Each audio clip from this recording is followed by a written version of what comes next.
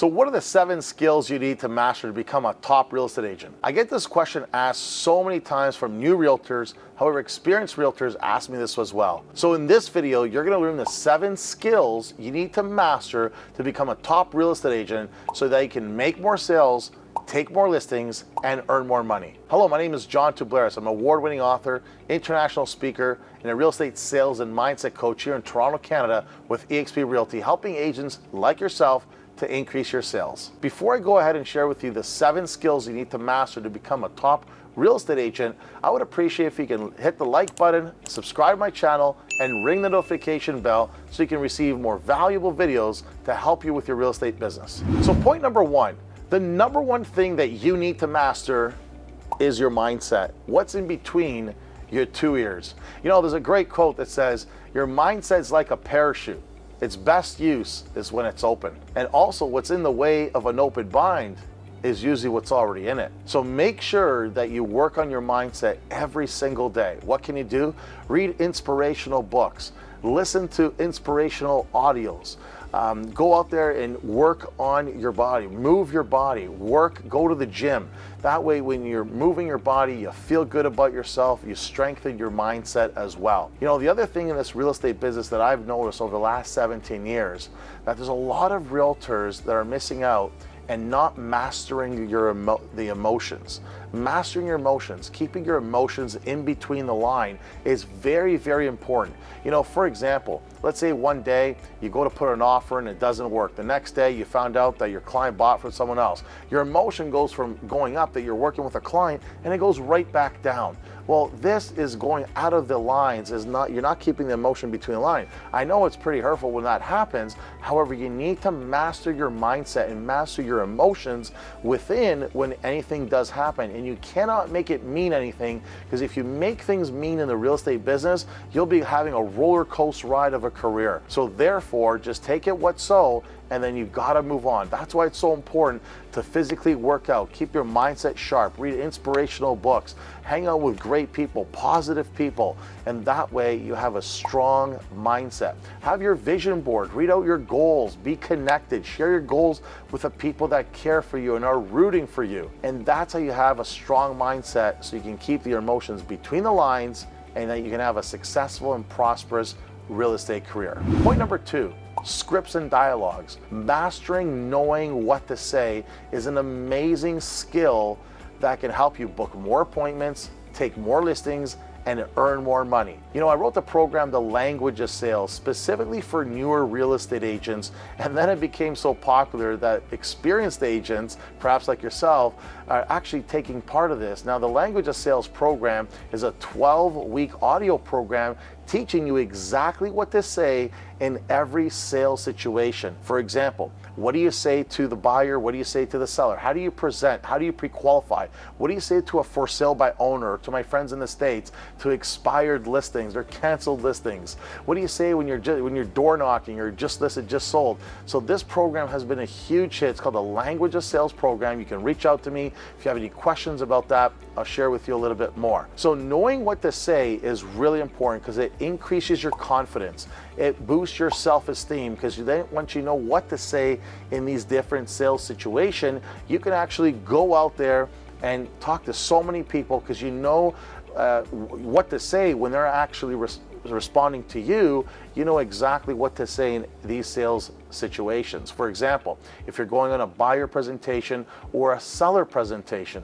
I remember many years ago at my first listing presentation, I was there for 3 hours. I did not know what to say. I did not know what to do. And I was just there just rambling on. And the seller said, you know what? We're gonna sleep. It was at 8 p.m. and then by 11 o'clock p.m. they just went to sleep. And I was like, gee, something's gotta happen here. So that's when I started getting a coach, a mentor, a trainer. And then I found out the 5-step listing process, which was amazing. It sort of like, it was a game changer for me. And it went from 3 hours and I brought down my listing presentations down to 20-25 minutes. And that's it. And that was just, of course, the coaching and training, but also knowing what to say and how to say things really reduced that time that I'm in homeowners' homes. Point number 3, prospecting. You want to be a successful realtor, you need to master the skill of prospecting. Now, I know when the agents hear that, they think, oh gosh, I don't want to prospect. I don't want to lead generate. It's like torturous. Well, the first thing I'm going to say to you is you need to change your mindset, which is point number one. You got to let go of thinking that it's torturous, and you got to think of something that you can make it's creative or fun for you. For example, when I was prospecting more and more back several years ago, I remember when I was prospecting, I had my headset on, I had my scripts on the wall, I had my vision board in front of me, and I had an accountability partner. I did this because I wanted to make prospecting a lot more fun for me, because I'll be honest, it was dry as well for me too. So I had to make it fun. That way I played games. So make sure if you want to have prospecting to be a great skill of yours, make it fun. Think of ways how you can make it fun. Perhaps you want to bet your friend, hey, listen, I can book, I'll book 2 appointments today. How many appointments are you going to book? So play a game with it, have some fun. Maybe it's a friendly competition.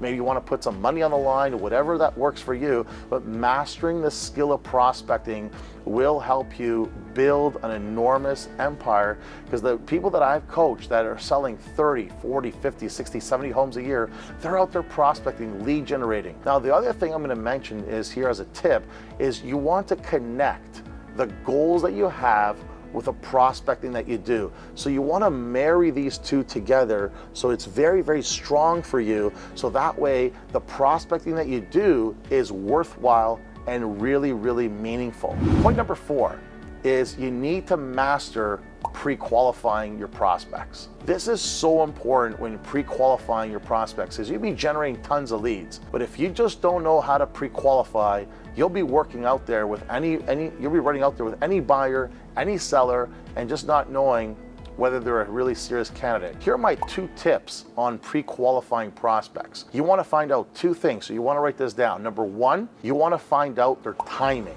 How soon do they want to buy and or sell real estate? Number 2, you want to find out their motivation. What is driving them? What has caused them? What's important to them about buying or selling? For example, if you're working with a couple and they're telling you, yeah, we would like to purchase a home. Great. Well, when would you like to buy a home by? Right? Pretty simple. Yeah, well, we would like to buy within the next couple of months, 2 to 3 months. Great. And what is causing for you to purchase? Well, we want to get out of our parents' basement and purchase a home. Fantastic, right? So I got their timing and their motivation. Then of course the next one, number 3, is I would then find out their needs in terms of how much can they afford, etc., etc. But the first 2 points are really critical. Their timing and motivation when you're pre-qualifying the buyer. Now it works the same thing on the seller side when you're pre-qualifying. So if someone gives you a call, you want to ask them great pre-qualifying questions. This is a skill that you need to develop. And these are a lot of these scripts and dialogues that I've put into my private Facebook group for my coaching clients and for my EXP members that we're building a great organizations here, the Agent Unleashed group, and it's just been amazing. And all the scripts and dialogues, the responses, the objection handlers that I've included there really increases the confidence of the realtor so that they know what to say. So pre-qualifying the seller, I'll give you an example. If someone's calling you and they say, well, I like a home evaluation on my property, say, fantastic, and I'm more than happy to give you one. What prompts you to call me today, right? Well, I'd like to know what the home evaluation is, the evaluation on my property because of blank, right? Because I want to sell, or I want to refinance. Great. So again, grabbing their motivation. When would you like that by? Well, I'd like that by this week, right? So getting their timing and motivation is really, really important. So that way you're not going over there and you just don't know why they want to sell and their timing and motivation. Point number 5, presenting. Your ability to present is everything. See, you can generate the leads, you can find the leads, you can go on the appointments, yet if you don't know how to present, well, there's no money in the bank. So it's really important that you sharpen your skills, sharpen the axe in terms of presenting. A lot of my coaching clients and a lot of the members in our EXP group, we actually spend so much time and we invest so much time in presenting so that you're really sharp, knowing what to say and knowing what to do with the buyer and with the seller. Because when you know what to do with the buyer and seller, then when you go work it backwards, you want to generate more leads. You want to book more appointments because you know exactly what to do when you're presenting. So I recommend that you actually you practice your presentations so you can develop a really, really strong skill around presenting, whether it's presenting to buyers and or sellers. So you want to set a time aside that in your schedule so you can present, so you can sharpen the act, sharpen your skills, so that way you can take a lot more listings and of course sign up more buyer contracts, put them under contract, and of course under the listings with the sellers. Point number 6, working with buyers. Now this is critical because, as I mentioned to you before, pre-qualifying is really important. However, there is an art, there is a science when working with buyers. Once you've pre-qualified them, you then go on to the presentation, which I mentioned to you earlier. You see, all this is coming together. And then after that, you're taking them out there and showing them properties. Well, that's another skill that you need to know in terms of how do you do that. Now, again, with my coaching clients, I walk with them exactly what to do, what to say in that buyer process, so that they only go out with them once or twice and they help them find a home. Now, the sooner that they go out there and help them find a home, well, that's how they increase customer service. Because if you're working with a buyer out there and you're spending 4, 5, 6, 7, 8, 9, 10, 12 months, well, they're going to be telling their friends that, hey, they're going to be working with a realtor for like a year.